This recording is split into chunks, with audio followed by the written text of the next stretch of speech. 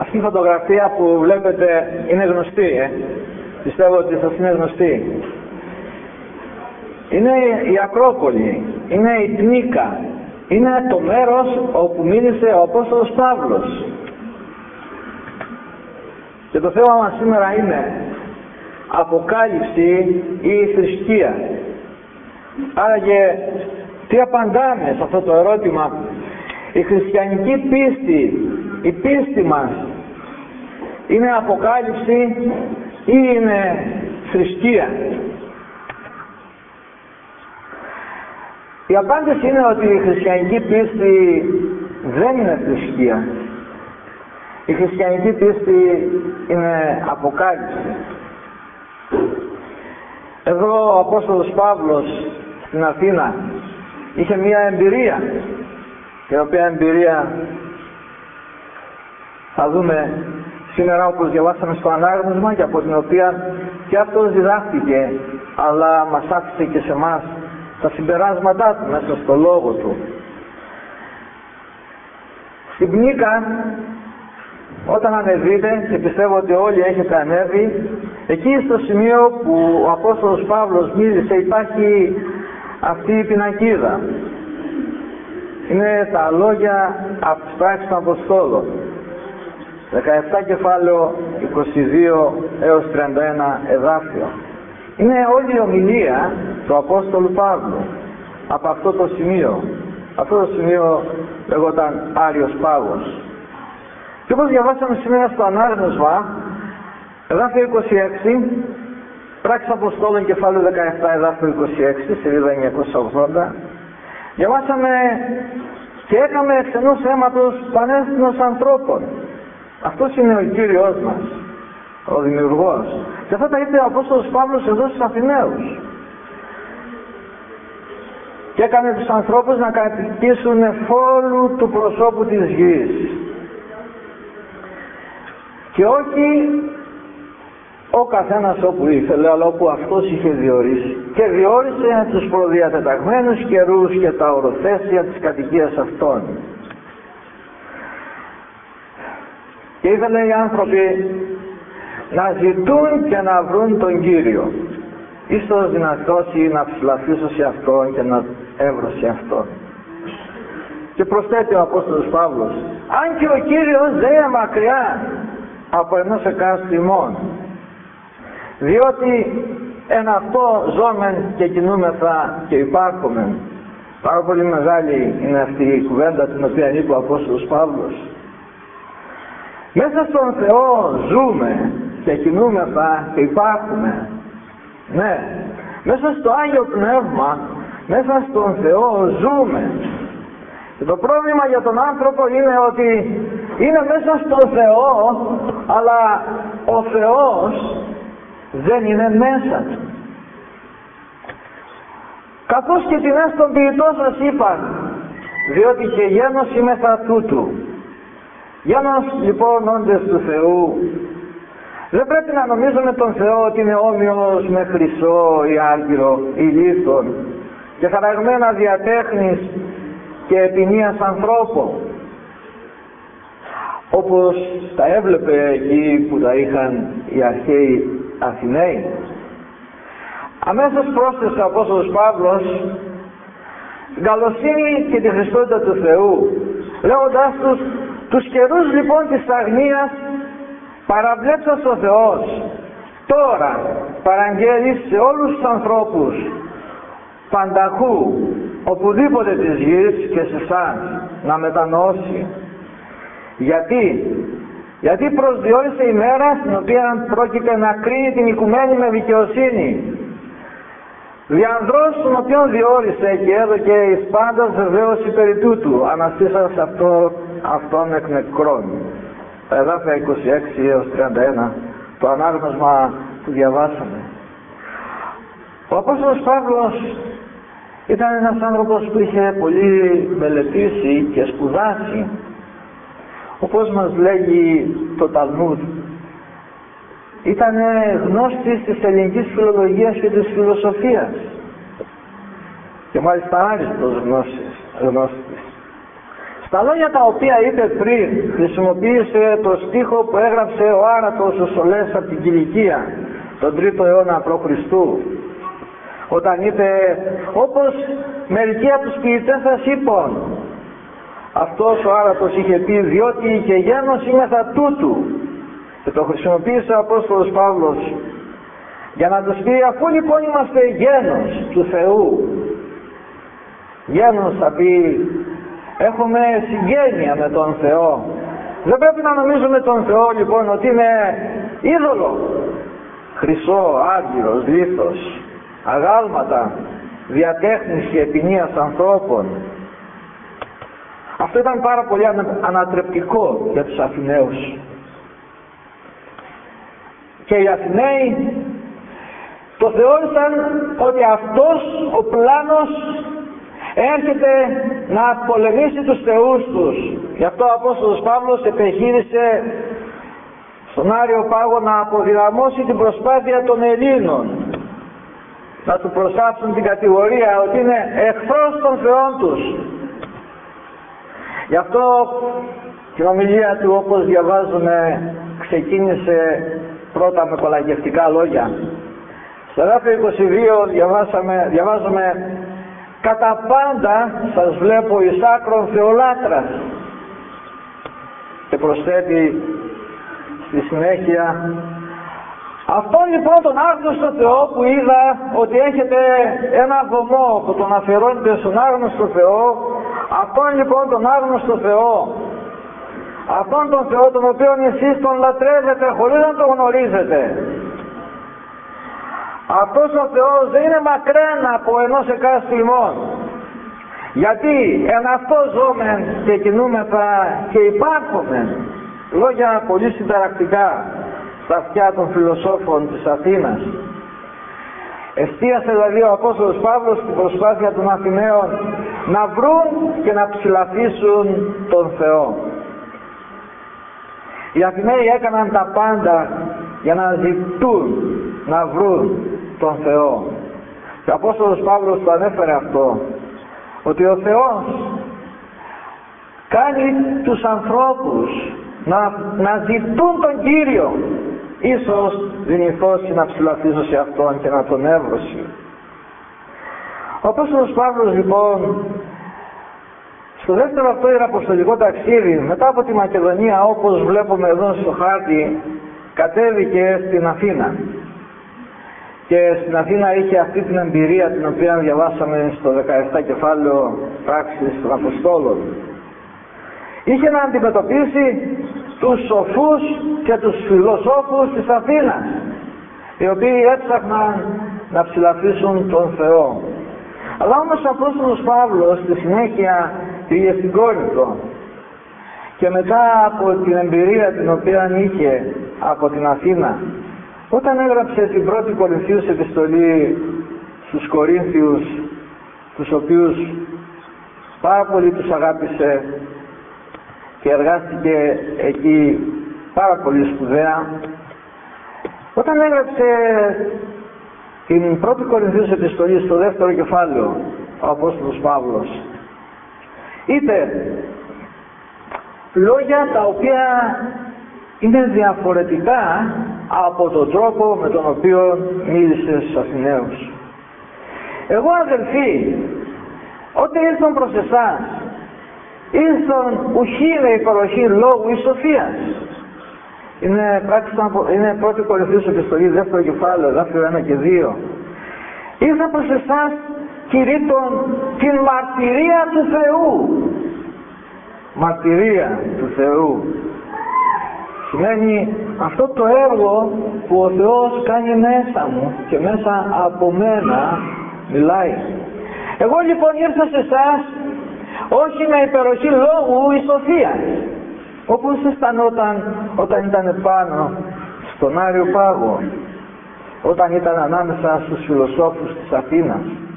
Δηλαδή έδωσε εξήγηση ο Απόστολος Παύλος γιατί άλλαξε στρατηγική, άλλαξε συμπεριφορά.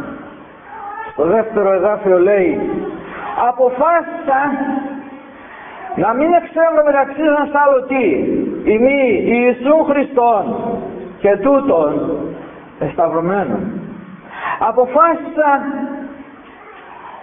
σε εσάς, αλλά και στο υπόλοιπο της ζωής μου, το κήρυγμα του Ευαγγελίου μου να μην είναι τίποτε άλλο παρά Ιησούς Χριστός και Αυτός εσταυρωμένος.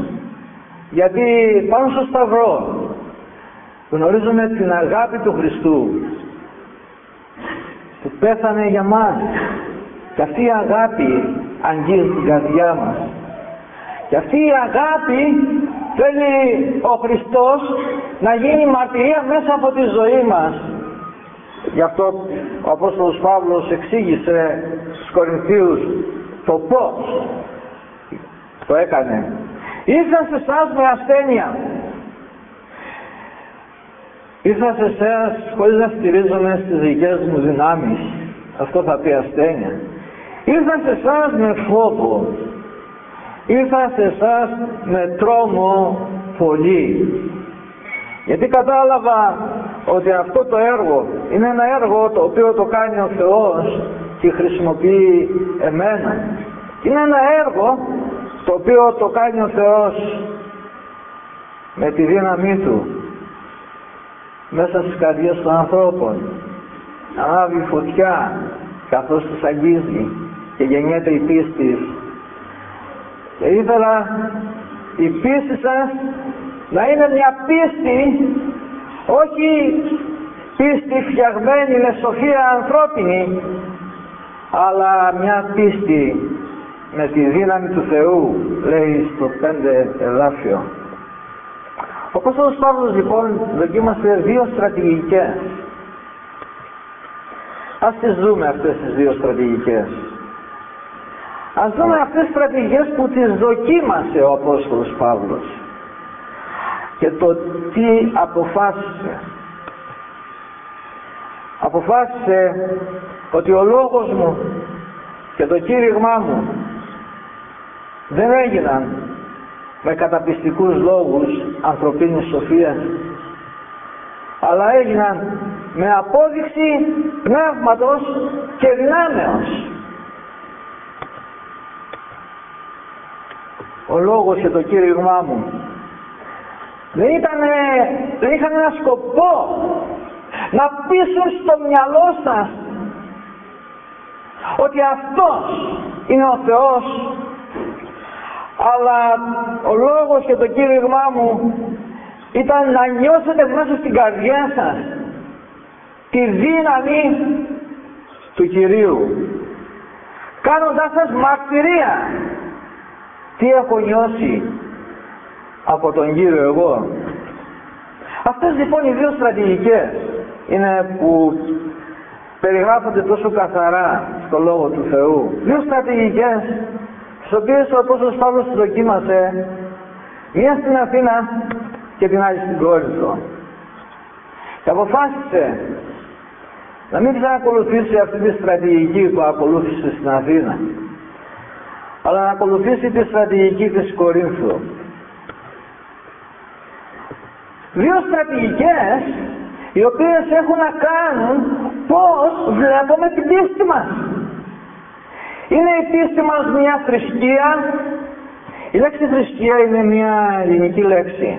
Ετυμολογικά προέρχεται, υπάρχουν πολλές εκδοχές. Μια εκδοχή είναι ότι προέρχεται από το ρήμα θρέο, το οποίο θα πει, είναι ένα ρήμα που δεν χρησιμοποιείται σήμερα, χρησιμοποιόταν παλιά, που θα πει ψιθυρίζω, ψηλαφίζω, βγαίνει μια φωνή από μέσα μου ανεξήγητη, που είναι προσευχή προς τον Θεό. Αυτό θα πει θρέο.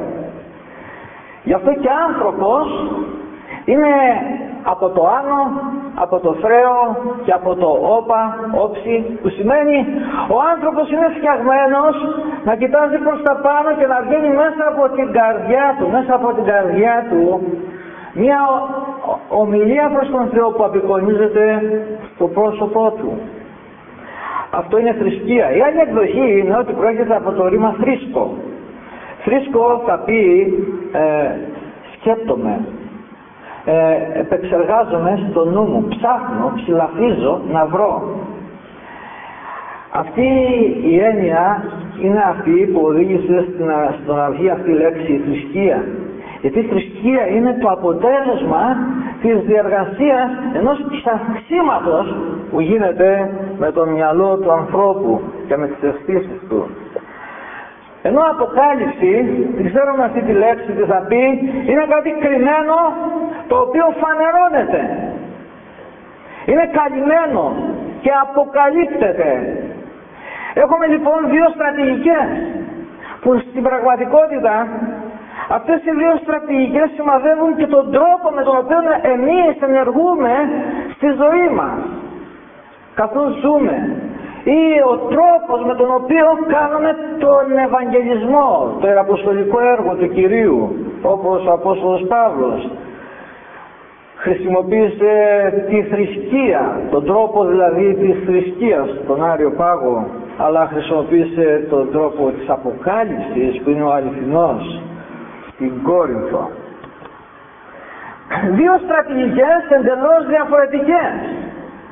Η μία στηρίζεται στο να πείσουμε το μυαλό των ανθρώπων ότι αυτό που πιστεύουν είναι λάθος και αυτό είναι σωστό και λογικά να δεχθούν το σωστό. Ο Απόστολος Παύλος κατάλαβε ότι αυτή η μέθοδος, αυτή η στρατηγική είναι λάθος. Είναι στρατηγική της θρησκείας που ψάχνει ο άνθρωπος να ψηλαφίσει και να βρει τον Θεό. Στην Κόρινθο όμως παρουσίασε την άλλη στρατηγική, τη στρατηγική της αποκάλυψης, ότι ο Θεός μας αποκαλύπτεται και ενεργεί μέσα μας, ενεργεί στη ζωή μας αγγίζει. Αυτή τη στρατηγική της αποκάλυψης ο Απόστολος Παύλος μας προτείνει να ακολουθούμε και εμείς. Η χριστιανική πίστη λοιπόν δεν είναι θρησκεία, αν και πολλές φορές μπορεί να χρησιμοποιούμε τη λέξη θρησκεία, αλλά να ξέρετε κάθε φορά που χρησιμοποιούμε τη λέξη θρησκεία για την χριστιανική πίστη ουσιαστικά κάνουμε καταχρηστική χρήση. Η χριστιανική πίστη, όπως θα δούμε και στη συνέχεια, δεν είναι θρησκεία, είναι αποκάλυψη.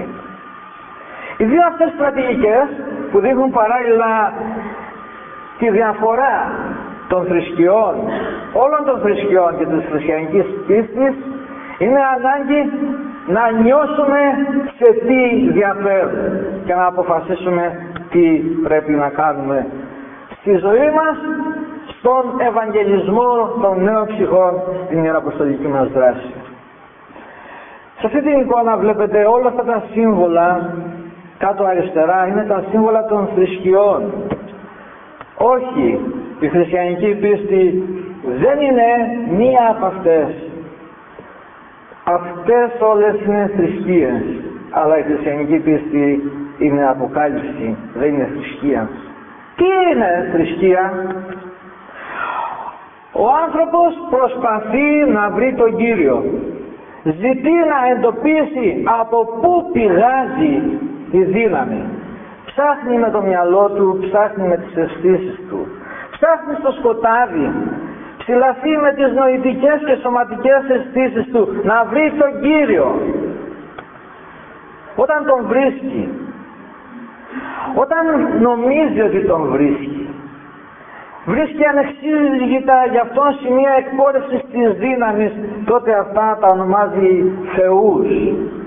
Αλλά όμως στην πραγματικότητα πέφτει θύμα σατανικής ενέργειας. Ο Απόστολος Παύλος είπε στους Αθηναίους ότι ξέρω ότι ζητάτε και έχετε αφιερώσει όλη σας τη ζωή να βρείτε τον Θεό και εγώ ήρθα εδώ να σας βοηθήσω σε αυτή την αναζήτησή σας. Αυτό ήταν λάθος. Τι είναι αποκάλυψη? Ο Κύριος προσπαθεί να βρει τον άνθρωπο. Δεν ψάχνουμε εμείς να βρούμε τον Θεό όπως είναι στη θρησκεία. Ο Θεός ψάχνει να μας βρει εμάς. Ο Θεός ζητά, εντοπίζει τον άνθρωπο, εντοπίζει αυτόν που λυπάται για το τι συμβαίνει γύρω του, αυτόν που μέσα από την καρδιά του βγάζει αυτό το αχ και βαχ, που το Πνεύμα το Άγιο, όπως μας λέει ο Απόστολος Παύλος, το μετατρέπει προσευχή στα αυτιά του Θεού. Το Πνεύμα το Άγιο οικετεύει περιμών διαστεναγμών αλαλήτων. Επειδή το τι να προσευχηθούμε, πώς να προσευχηθούμε, δεν εξεύρωμε. Ναι, ο Θεός παίρνει αυτή την προσευχή και εντοπίζει τον άνθρωπο. Εντοπίζει αυτόν που πεινά και διψά τη δικαιοσύνη του, αυτόν που αδικείται, αυτόν που είναι περιφρονημένος και αισθάνεται ότι αυτός ο κόσμος δεν του πάει. Αυτόν ο Κύριος τον εντοπίζει, αυτόν που είναι ειλικρινής, που είναι ευθύς, που θέλει να έχει καθαρή την καρδιά του μέσα σε έναν κόσμο που δεν του πάει, δεν του αρέσει. Και όταν ο Κύριος τον βρει, τότε όπως μας λέει στο Ψαλμό 107, τότε τον χορταίνει, τότε τον παρηγορεί, τότε του αποκαλύπτεται. Αυτά είπε ο Χριστός και στους μακαρισμούς. Στους μακαρισμούς Ματθαίου 5 κεφάλαιο εδάφιο 4 είπε, μακάρι οι πενθούντες, αυτοί που νιώθουν λύπη σε αυτόν τον κόσμο, αυτοί θα παρηγορηθούν. Έρχεται, τους βρίσκει και τους παρηγορεί. Μακάρι εκείνοι που πεινάνε και διψάνε τη δικαιοσύνη, γιατί αυτοί θα χορταστούν, λέγει στο εδάφιο 6. Μακάρι οι καθαροί την καρδία, γιατί αυτοί θα τον δουν τον Θεό. Αυτό είναι αποκάλυψη. Αυτοί είναι οι ευτυχισμένοι, αυτοί είναι οι μακάρι, αυτοί που πενθούν, που λυπούνται για αυτή την κατάσταση που ζουν γύρω τους της αδικίας. Αυτοί βρίσκονται από τον Κύριο και ο Κύριος τους παρηγορεί. Αυτοί που πεινάνε και διψάνε τη δικαιοσύνη του, αυτοί χορταίνονται από το λόγο του που είναι τροφή, που είναι νερό. Αυτοί που είναι καθαροί στην καρδιά, αυτοί εντοπίζονται από τον Κύριο. Γι' αυτό ο Κύριος το περιέγραψε το έργο το οποίο κάνει για τη σωτηρία των ανθρώπων, το έργο της Αποκάλυψης. Το περιέγραψε με δύο παραβολές, την παραβολή του χαμένου προβάτου και της χαμένης δραχμής. Ο Λόγος του Θεού μας εξηγεί το μυστήριο της λύτρωσής μας.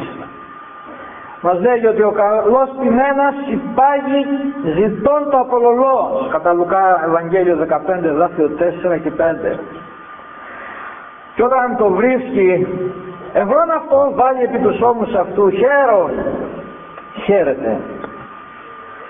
Μας λέει επίσης και για τη χαμένη δραχμή την καλή νοικοκυρά, εάν χάσει δραχμή μία, δεν ανάπτει λίχνο και σαρώνει την οικία και ζητεί επιμελώς έως ότου έβρει αυτήν. Αυτό είναι αποκάλυψη. Ο Κύριος έρχεται και μας βρίσκει εκεί που είμαστε χαμένοι. Αυτό είναι αποκάλυψη. Το πρόβατο και η δραχμή που είναι χαμένα είναι ασφαλής πλέον στα χέρια του. Αυτό είναι αποκάλυψη. Ο χαμένος είναι ασφαλής στα χέρια του, στα χέρια του Ιησού Χριστού. Για να δούμε κάποιες διαφορές τις οποίες έχει και μπορούμε να εντοπίζουμε μεταξύ θρησκείας και αποκάλυψης. Υπάρχει σε κάθε μία από αυτές υπάρχει ένα κυρίαρχο πρόσωπο που ενεργεί και παίζει το βασικό ρόλο, ο πρωταγωνιστής. Και αυτός ο πρωταγωνιστής στη θρησκεία και στην αποκάλυψη είναι διαφορετικός. Στη θρησκεία είναι ο άνθρωπος.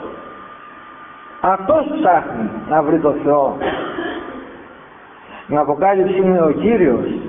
Αυτός ψάχνει να βρει τον άνθρωπο. Εντελώς διαφορετικές στρατηγικές. Ο άνθρωπος κυριαρχεί στο μαντρί, κυριαρχεί στον τόπο κατοικίας, κυριαρχεί στην εκκλησία, κυριαρχεί εκεί που μαζεύονται οι θρησκείες. Ενώ στην Εκκλησία κυριαρχεί ο Κύριος. Οι υπεύθυνοι στην Εκκλησία είναι οι υπηρέτες. Ένα άλλο χαρακτηριστικό μεταξύ θρησκείας και αποκάλυψης. Από πού έρχεται η δύναμη? Στη θεραπεία του παραλυτικού ο Χριστός μας αποκάλυψε αυτές τις δύο λάθος νοοτροπίες. Από πού έρχεται η δύναμη? Προέλευση της δύναμης. Και όπως διαβάζουμε, και θυμάστε αυτή την ιστορία του παραλυτικού, είναι γραμμένη στο κατά Ιωάννη 5 κεφάλαιο. Ο λαός πίστευε στις παραδόσεις γιατί είχε μετατρέψει την αποκάλυψη της πίστης του σε θρησκεία και πίστευε ότι τη δύναμη του Θεού θα την πάρει απ' έξω. Άγγελος ερχόταν από τον ουρανό κατά καιρό, κατέβαινε, ετάρατε το είδωρ και αυτός που θα έμπαινε μέσα θα γινόταν καλά.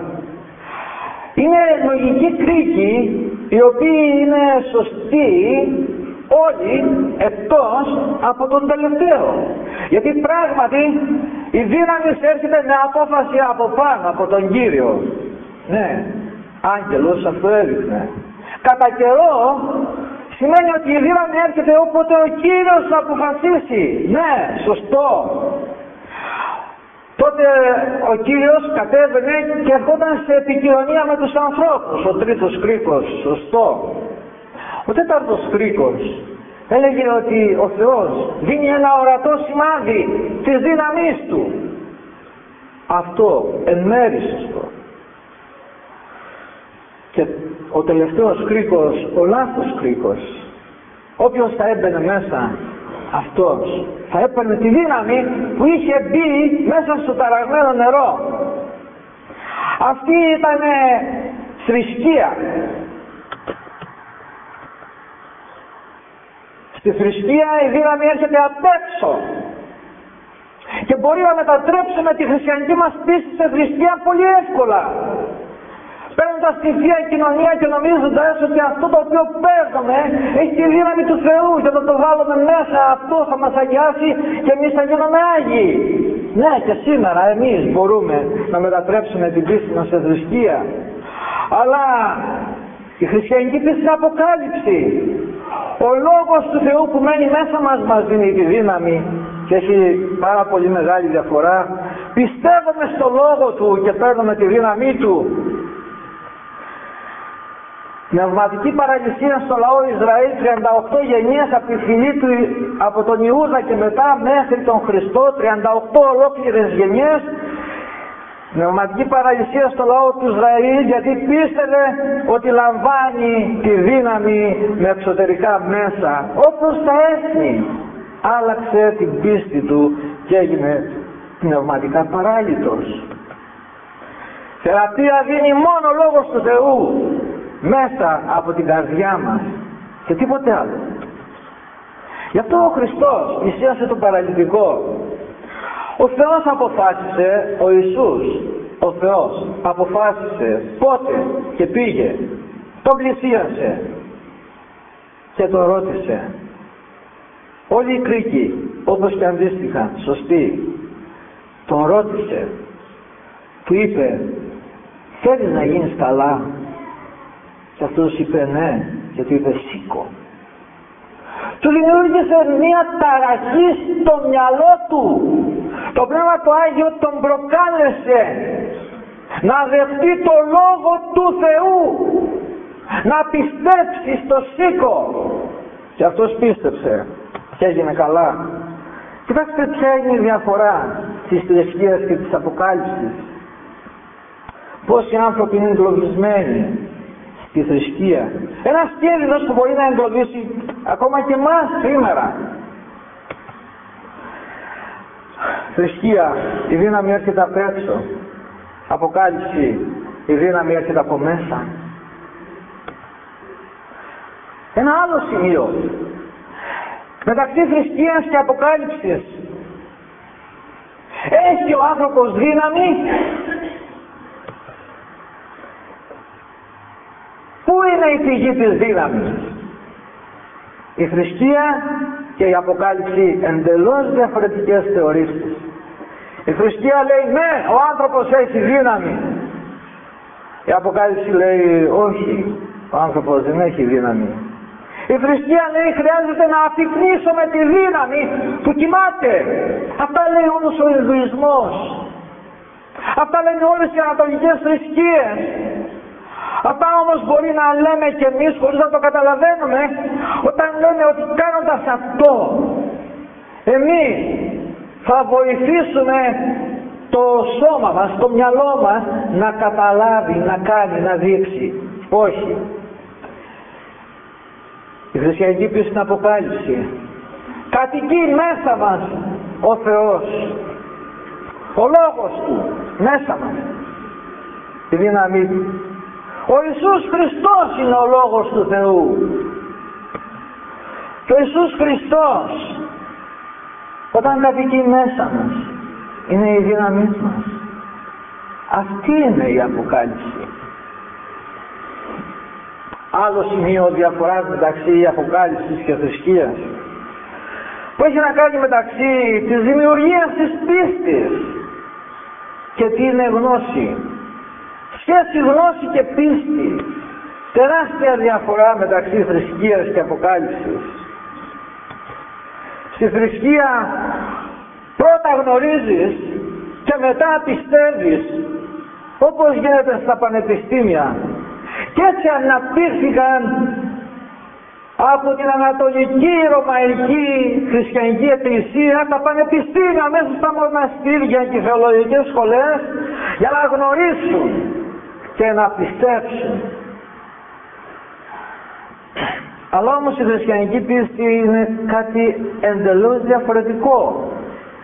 Αυτό μας το είπε ο Πασκάλ με απλά λόγια, ότι αν ο Θεός ήθελε να χρησιμοποιήσει το δρόμο της θρησκείας να γνωρίσεις για να πιστέψεις, τότε άνθρωποι έπρεπε να χρησιμοποιήσει τα μαθηματικά. Γιατί τα μαθηματικά είναι οι ανώτεροι των επιστημών, αλλά πουθενά σε κανένα Πυθαγόριο θεώρημα δεν βλέπουμε αυτό που είναι ο χαρακτήρας του Θεού, το μη μοιχεύσεις, μη φωνεύσεις. Ο Θεός διάλεξε έναν άλλο τρόπο να αποκαλυφθεί στους ανθρώπους, έναν τρόπο που είναι κοινός για όλους τους ανθρώπους, την καρδιά. Γι' αυτό ο Λόγος του Θεού μας λέει ότι ο Θεός έπλασε εξίσου τις καρδιές των ανθρώπων, ενώ τα μυαλά των ανθρώπων μπορεί να είναι διαφορετικά. Μπορεί να γεννήθηκες βασιλιάς, μπορεί να γεννήθηκες πλούσιος, μπορεί να έχεις χρήματα να σπουδάσεις, δεν σημαίνει ότι και θα πιστέψεις. Αποκάλυψη είναι πιστεύεις πρώτα και μετά γνωρίζεις κάτι εντελώς ανάποδο. Πρώτα γνωρίζεις τη θρησκεία και μετά πιστεύεις, αλλά στην πίστη γίνεται κάτι, στην Αποκάλυψη γίνεται κάτι το ανάποδο. Πρώτα πιστεύεις και μετά γνωρίζεις. Στην Αποκάλυψη δηλαδή ανατρέπεται η λογική σχέση ότι η γνώση προηγείται της πίστης. Αυτό λέγει, αυτό λέγανε οι φιλόσοφοι στην Αθήνα. Για να πιστέψουν πρέπει πρώτα να μας το αποδείξεις. Η γνώση προηγείται της πίστης. Μαθηματικά 1 και 1 κάνει 2. Πρώτα το γνωρίζεις και μετά το πιστεύεις. Ναι, αλλά στην Αποκάλυψη δεν ισχύει αυτό. Αυτό ανατρέπεται. Η λογική σχέση αυτή ανατρέπεται. Στην Αποκάλυψη ισχύει το λογικά κατανόητο, το μυστηριακό, ότι η πίστη προηγείται της γνώσης. Ναι, αυτό κούφανε τους Αθηναίους, τα λέγαμε σήμερα. Αυτό τους εξόργησε, λέγοντας ότι αυτός είναι τρελός, αυτός είναι για δέσιμο. Ναι, πολλές φορές στα αυτιά των ανθρώπων αυτά που λέμε είναι για αυτούς τρελά, αλλά ο Θεός μας λέει ότι τα μωρά του κόσμου τούτο εμάς εξέλεξε για να κατεσχύνει τους σοφούς και τους ισχυρούς. Ο άνθρωπος λοιπόν πρώτα πιστεύει και μετά γνωρίζει. Ναι, γι' αυτό λέει ο Απόστολος Παύλος Όταν μιλάτε στους ανθρώπους και οι άνθρωποι δεν δέχονται, μη συνεχίζετε. Ερετικόν άνθρωπο μετά μία και δευτέρα νοθεσία παρετού. Προσευχή σου γι' αυτό. Προσευχή σου γι' αυτό. Είναι πνευματικό το θέμα. Δεν είναι θέμα νοητικό. Είναι θέμα πνευματικό. Αδελφοί, πώς ενεργούμε? Μήπως ενεργούμε σαν να ήταν η πίστη μας θρησκεία? Ο Λόγος του Θεού μας λέγει, ο ίδιος ο Χριστός στο κατά Ιωάννη Ευαγγέλιο κεφάλαιο 8, αυτό το σπουδαίο εδάφιο: εάν εσείς μένετε στα λόγια μου, τότε είσαστε αληθινοί μαθητές μου και τότε θα γνωρίσετε την αλήθεια. Πρώτα μένω στο Λόγο και μετά γνωρίζω την αλήθεια. Πρώτα λέω, Θεέ, επειδή το είπες εσύ, εγώ θα φυλάτω το Λόγο σου. Θα φυλάτω το Σάββατο, θα φυλάτω τις εντολές σου, γιατί εσύ το είπες, και μετά καταλαβαίνουμε τι μεγάλη σημασία είναι αυτό που είπε ο Κύριος. Και μετά η αλήθεια μας ελευθερώνει. Ναι, ο μοιχός που αποφασίζει να μένει στο Λόγο του Θεού, πρώτα αποφασίζει να μένει στο Λόγο του Θεού, μετά καταλαβαίνει τι σημασία είναι αυτή και μετά του δίνει τη δύναμη και τον ελευθερώνει από τη μοιχεία. Το ίδιο και τον κλέφτη, το ίδιο και τον ψεύτη, το ίδιο και τον κάθε ένα παραβάτη μίας από αυτές τις 10 εντολές. Αδελφοί, ας εξετάσουμε στη χριστιανική μας ζωή μήπως ενεργούμε όπως η εθνική, σαν να ήταν η πίστη θρησκεία. Αν η πίστη είναι αποκάλυψη και το πιστεύουμε αυτό, πρέπει να νιώθουμε τον Ιησού Χριστό να ζει μέσα μας, το Λόγο του Θεού. Αυτό για να γίνει πρέπει να αποφασίσουμε όπως ο Απόστολος Παύλος. Α Κορινθίους 2 κεφάλαιο 1-2, αποφάσισα να μην εξεύρω μεταξύ σας άλλο τι ημί Ιησού Χριστόν και τούτον εσταυρωμένο. Αυτή η δύναμη της αγάπης του Χριστού πάνω στο σταυρό είναι που σπάει τις καρδιές και ανοίγει τις καρδιές να δεχτούν τον Ευαγγελισμό, να δεχτούν τη δύναμη της αγάπης του.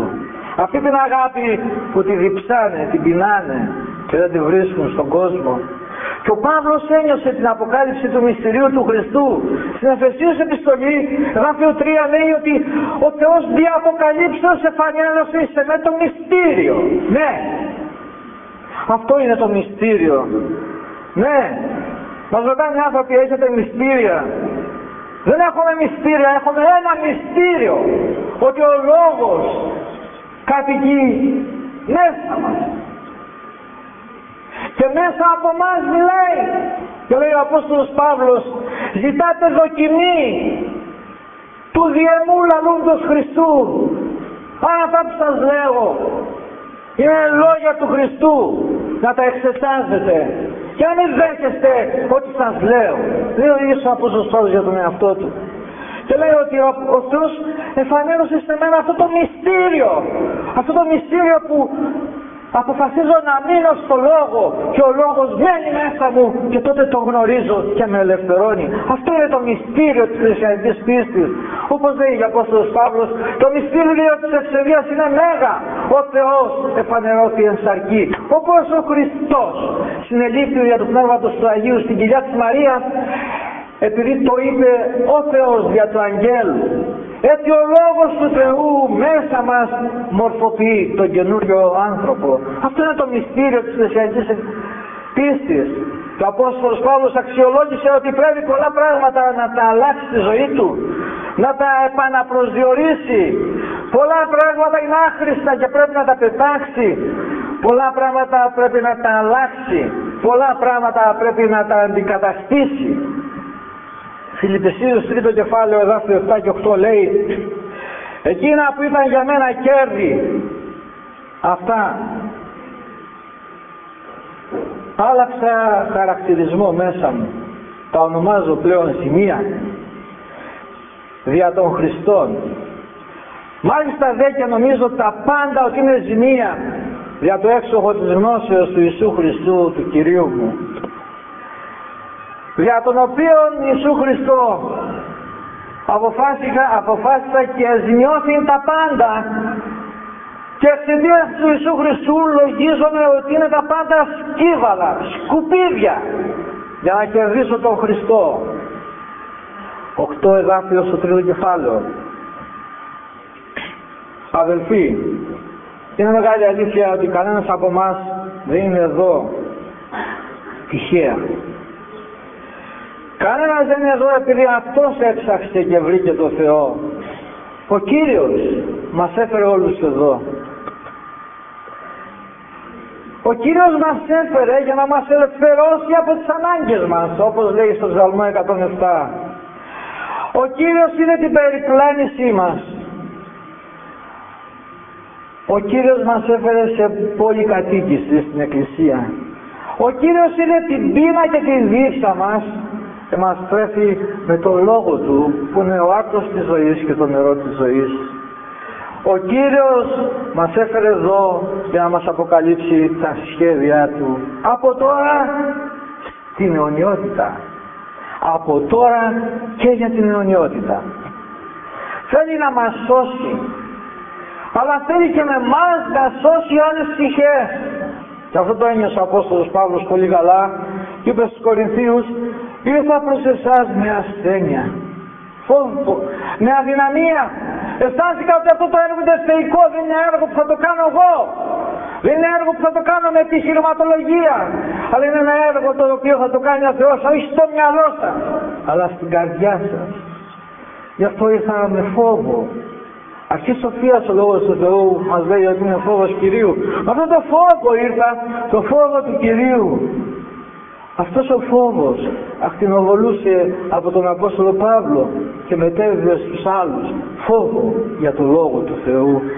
Με τρόμο πολύ. Αυτό το φόβο και τον τρόμο θέλει ο Θεός και εμείς να έχουμε καθώς πλησιάζουμε τους ανθρώπους. Ας ελευθερώνει λοιπόν ο Κύριος από την αμαρτία και μας κάνει μαρτυρία Θεού. Όπως είπε ο Απόστολος Παύλος: ήρθα σε εσάς κηρύττων τη μαρτυρία του Θεού. Αυτή τη μαρτυρία που είναι η παρουσία του Θεού μέσα μας. Γι' αυτό και στην Αποκάλυψη λέει ότι τα παιδιά του Θεού είναι εκείνοι που φυλάτουν τις εντολές του Θεού και έχουν τη μαρτυρία του Ιησού Χριστού. Γιατί φυλάτουν τις εντολές του Θεού όχι με τη δύναμή τους, αλλά με τον Ιησού Χριστό που ζει μέσα τους. Όπως λέει ο Απόστολος Παύλος: μας κάνει ο Θεός να ζούμε το θαύμα Του. Ζω δε ουχή πλέον εγώ, αλλά ο Χριστός ζει εν εμεί. Αυτό λέει η Γαλάτας επιστολή 2ο κεφάλαιο εδάφιο 20. Ο Χριστός ζει εν εμεί. Ο Κύριος είπε: εάν εσείς μένετε στο λόγο μου το εμό, είσαστε αληθινοί μαθητές μου. Αυτό είναι το χαρακτηριστικό λοιπόν. Αν είμαστε αληθινοί μαθητές Του, να μένουμε στο λόγο Του. Αυτό που κάνουμε και αυτό που λέμε, το κάνουμε και το λέμε γιατί το λέει ο λόγος Του. Αν δεν το λέει ο λόγος Του, τότε είναι διδασκαλίες, εντάλματα ανθρώπων, είναι παραδόσεις που δημιουργούν πνευματική τύφλωση και παράλυση στο λαό του Θεού. Τότε θα γνωρίσετε την αλήθεια, τότε η αλήθεια θα σας ελευθερώσει. Ο Κύριος να μας ευλογήσει να νιώσουμε αυτό το άγγιγμα στη ζωή μας και να το μεταφέρουμε και σε άλλες ψυχές. Αμήν.